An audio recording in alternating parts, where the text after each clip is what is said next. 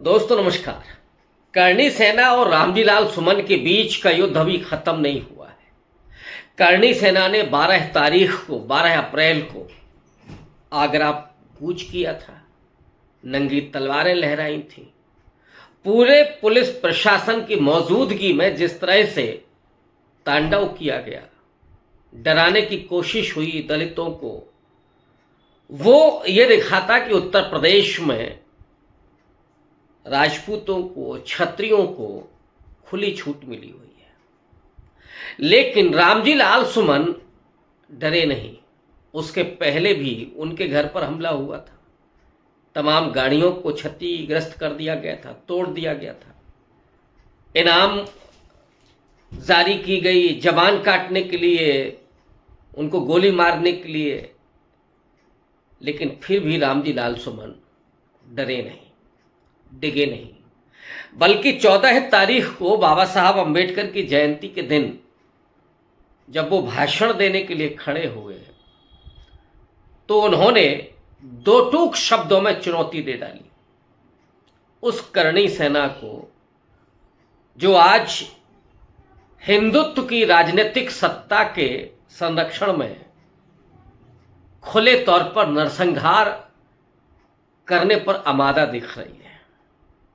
लेकिन ये आगरा है। आगरा की जरा पृष्ठभूमि अगर आप लोग जान लेंगे तो जो रामजी लाल सुमन ने बोला कि तुम जब सारे मुसलमानों को बाबर की औलाद कहते हो तो जरा अपने बारे में भी सोचो, और इसलिए मुसलमानों को बाबर से मत जोड़ो, क्योंकि मुस्लिम अपना आदर्श बाबर को नहीं मानता, मोहम्मद साहब को मानता है। लेकिन जब आप जोड़ते हैं बाबर से तो फिर आपके भी इतिहास को खंगाला जाएगा। रामजी लाल सुमन जो दो टूक बात कह रहे हैं, और आगे भी जो उन्होंने कहा, जिसका हम आगे विश्लेषण करेंगे, लेकिन पहले जरा उस आगरा की पृष्ठभूमि की तरफ आते हैं। वो आगरा जो कभी मुगलों की राजधानी हुआ करता था, वो आगरा जो ब्रज का क्षेत्र है, जहाँ पर राधा स्वामी सत्संग और ये तमाम धार्मिक, खास करके जो कृष्ण भक्ति और राधा भक्ति का जो परिवेश है, वो आगरा के आसपास रहा, उसके इर्द गिर्द रहा। लेकिन आगरा की पहचान एक ताजमहल के साथ तो जुड़ी हुई है।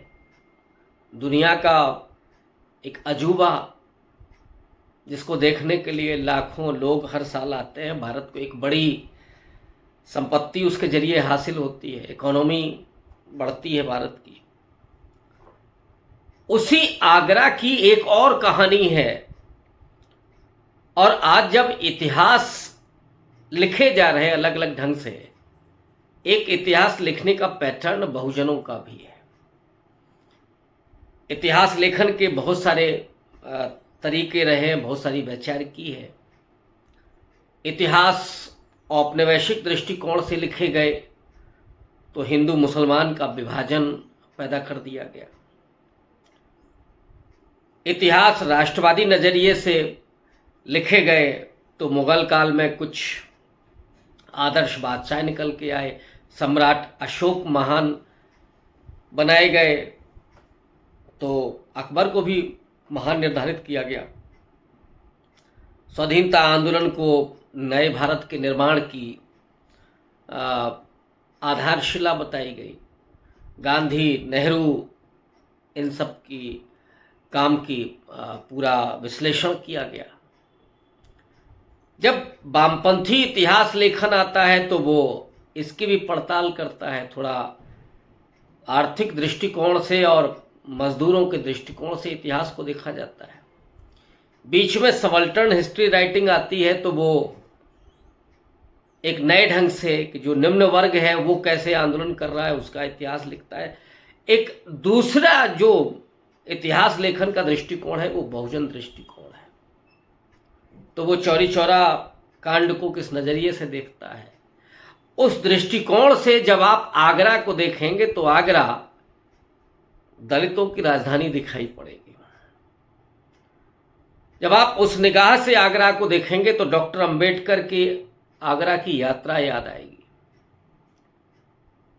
वो आगरा जहां बाबा साहब के द्वारा धर्मांतरण करने के पहले, अंबेडकर ने तो 14 अक्टूबर 1956 को धर्मांतरण किया। अपने 3,80,000 अनुयायियों के साथ उन्होंने हिंदू धर्म को छोड़ा और बौद्ध धर्म स्वीकार किया, नव बौद्धियान। लेकिन इसके पहले अगर कहीं धर्मांतरण खुद डॉक्टर अंबेडकर ने कराया था तो वो आगरा है। आगरा में संभवतः 22 मार्च को, महीना तो क्लियर है, डेट हो सकता है इधर हो, 22 मार्च 1956 को, यानी नागपुर में जो धर्मांतरण हुआ था उसके पहले डॉक्टर अंबेडकर की देखरेख में, उनके निर्देशन में आगरा के 3,000 जाटव समाज के लोगों ने बौद्ध धर्म ग्रहण किया था। और वो तासीर है आगरा की, इसलिए रामजी लाल सुमन इतने कद्दावर हैं और इतने निडर हैं कि उनको करणी सेना जैसे तमाम इस तरह के जो संगठन हैं, जिनको अभी नरेंद्र मोदी फ्रिंज एलिमेंट कह देंगे, ऐसे हिंसक संगठन जो सत्ता संरक्षण में हैं और सत्ता नहीं होगी तो यही सब छुप जाते हैं, तो ये संगठन जो डराने की कोशिश कर रहे हैं, रामजी लाल सुमन नहीं डरे क्योंकि वो आगरा से हैं, उसी जाटव समाज से हैं। और थोड़ा अगर आप उनके घर परिवार को निकालिएगा, मुझे तो नहीं जानकारी है, लेकिन जो लोग आगरा से हों वो जरा बताएं कमेंट में कि रामजी लाल सुमन के दादा परदादा क्या डॉक्टर अंबेडकर के उस मुहिम के साथ थे। हालांकि आज वो समाजवादी पार्टी में है और उन्होंने सीधे तौर पर कहा कि हमारी जो लड़ाई है वो केवल करणी सेना से और इस बात पर नहीं है, लड़ाई तो इसकी भी है कि जब अखिलेश यादव के मुख्यमंत्री पद को छोड़ने के बाद उनके घर को गंगा जल से धुलवाया गया था, तो लड़ाई उन लोगों से है। हमारी लड़ाई उनसे भी है जो दलितों के साथ अन्याय अत्याचार करते हैं, घोड़े पर नहीं चढ़ने देते दूल्हे को, मूंछ रख ले तो मूंछ काट देते हैं, कहीं पेशाब पिला देते हैं, कहीं हाथरस जैसी घटना में दलित लड़की के साथ बलात्कार किया जाता है, मर जाती है तो उसको परिवार को डराने के लिए वहाँ मॉब इकट्ठा किया जाता है। तो ये लड़ाई तो उसकी है, माने सीधी लड़ाई सामाजिक परिवर्तन की है। और जो सामंती तत्व, जो हिंदुत्ववादी तत्व अब मुखर हो रहे हैं, हिंसक हो गए हैं, उनसे दो दो हाथ करने की पूरी तैयारी कर ली है रामजी लाल सुमन ने। और इसलिए उन्होंने कहा है कि अगर इतिहास को खोदोगे तो फिर वो भी पन्ने पलटे जाएंगे। जो पन्ने ह्वेनसांग लिख के गया, और ये बहुत फैक्चुअल है, ये वो व्हाट्सएप यूनिवर्सिटी का ज्ञान नहीं है, ना बीजेपी की आईटी सेल का ज्ञान है। और वो ज्ञान क्या कहता है, अभी विवेकानंद ने जो लिखा, जितने जितने मंदिरों में नाथ लगा हुआ है, बद्रीनाथ, केदारनाथ, ये अधिकांश बुद्धिस्ट मंदिर हैं।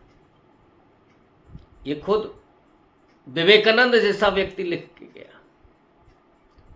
ह्वेनसांग जब अयोध्या से गुजरता है, अयोध्या में रुकता है, तो वो साकेत नाम है, और उस समय उसने लिखा कि 100 से ज्यादा बौद्ध मठ अयोध्या में मौजूद थे।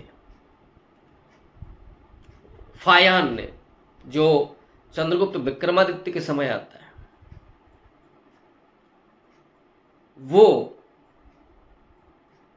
लिख रहा है। फिर हर्ष के समय पे भी स्थितियां थोड़ी सी बदलती हैं, लेकिन 100 से ज्यादा बौद्ध मठ थे। इसलिए उन्होंने कहा कि अगर मस्जिद के नीचे मंदिर मिलेगा तो फिर मंदिर के नीचे बौद्ध मठ मिलेगा, रखो दिए। और ये तो सभ्यताओं की परतें बनती गई हैं, इसमें तो कोई आश्चर्य है ही नहीं। लेकिन अगर आप अपनी आस्था के नाम पर किसी की आस्था के साथ खिलवाड़ करेंगे तो फिर तीसरे की भी आस्था है, खुदाई होगी तो फिर वहां तक जाएगी वो। तो डंके की चोट पर यह कहना कि मंदिर खुदवाएंगे तो वहां से भगवान बुद्ध निकलेंगे, बौद्ध मठ निकलेगा, और तब फिर क्या होगा। तो जो करणी सेना है, और करणी सेना के आका ये सोचते थे कि दलितों को हम दबा करके ले जाएंगे, अंबेडकर वादियों को हम शांत कर लेंगे, उनको धमका लेंगे, वो भूल जाएं। ये वो दलित हैं जो हजारों साल की उस गुलामी, उस पराधीनता से मुक्ति का उन्हें सपना, मुक्ति का अधिकार उन्हें डॉक्टर अंबेडकर के सामाजिक आंदोलन और संविधान के जरिए मिला। दलित इस बात को जानते हैं कि उनके पास खोने के लिए सिर्फ बेड़ियां हैं और पाने के लिए सारा आसमान है।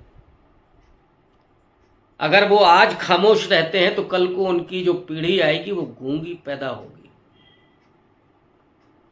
इसलिए जरूरी ये है कि ये जो तलवार लहरा रहे हैं, इतिहास में इन्होंने कितनी फतहें हासिल की है। इतिहास के पन्ने उठा करके देखिए कि राजपूत आपस में ही कलह करके समाप्त हो गए। इसीलिए जो विदेशी आए वो सफल हो गए। और फिर मुगल बादशाहों के यहाँ नौकरी एक तरह से कर रहे थे, कोई सेनापति था, कोई कुछ था, कोई कुछ था, रिश्तेदारियां भी हुई और आज वो तलवारें लहराई जा रही हैं। एक दलित सांसद की जवान काटने की धमकी दी जा रही है, माफी नहीं देंगे, तुम्हारे बाप का देश है, माफी नहीं देंगे। ये देश संविधान से चलेगा, तुम्हारी तलवार से नहीं चलेगा।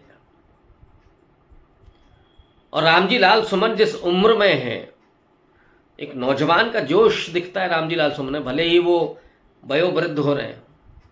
और मैंने कहा ना कि वो आगरा का खून है जहां डॉक्टर अंबेडकर आए थे। आज जो दलितों के भीतर जो ताकत है, और ये लड़ाई जो है ना, हिंदुत्व के सामने सीधे तौर पर अंबेडकरवाद, ये लड़ाई हिंदुत्व बनाम बुद्धिज्म की भी है। जो डॉक्टर अंबेडकर ने कहा था कि क्रांति और प्रतिक्रांति का इतिहास है इस देश में। प्रतिक्रांति का बोलबाला चल रहा है, इसके सामने क्रांति की धारा मौजूद है और वो नखदंत विहीन होकर के नहीं चलेगी, वो सीधा असर्ट करेगी। चाहता तो अंबेडकरवाद का पूरा जो जनमत है वो ये चाहता है अभी भी कि कलम हो इन हाथों में, किताबें हो इन हाथों में, नौकरियां हो, फेलोशिप हो, देश नहीं विदेशों में नाम कमाए।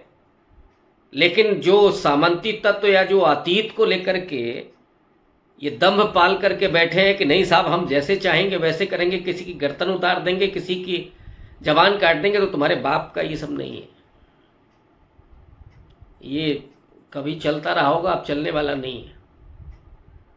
जो लोग सोचते हैं कि मनुस्मृति का विधान इस देश में चलाएंगे, तो डॉक्टर अंबेडकर ने तो 1927 में मनुस्मृति को जला दी थी। उसके पन्नों को अगर फिर से जिंदा करना चाहते हैं तो बहुत मुश्किल होगी। मैं इसी नज़रिए से रामजी लाल सुमन के उस पूरे वक्तव्य को देखता हूँ। और ये जो दहाड़ है कि हम लड़ाई लड़ने के लिए तैयार हैं, जब चाहो तब आ जाना, वो आगरा है। और जो उन्होंने पटका डाल रखा था वो नीला नहीं था, वो भगवा था। भगवा रंग बुद्ध का है। ये लड़ाई हिंदुत्व के भगवा बनाम बुद्धिस्ट भगवा की भी हो गई है। इसलिए यहां टकराना ठीक नहीं है। यहां टकराओगे तो जवाब मिलेगा और कायदे का मिलेगा। ये रामजी लाल सुमन जैसा आदमी बता रहा है, नौजवानों का तो छोड़ दीजिए। शुक्रिया।